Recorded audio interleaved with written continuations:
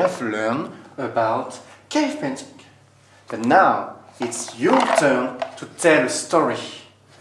So here I have a few examples. So, Theo, do you know what is this man? It's a hunter. It's a hunter, very good. What does a hunter do? A hunter hunts animals. Okay, can you repeat? A hunter? A hunter hunts animals. Yes. Does a hunter hunt the sun? No.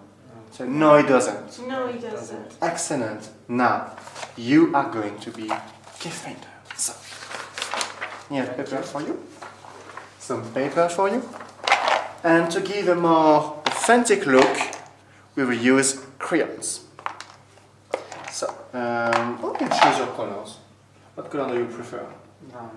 You say, I want brown. I want brown. Excellent. What color do you want? I want blue. Okay, very nice. So now, you're going to choose your story. You can have a hunter hunting animals or whatever you choose. Okay? Okay, guys, so show me what you've done.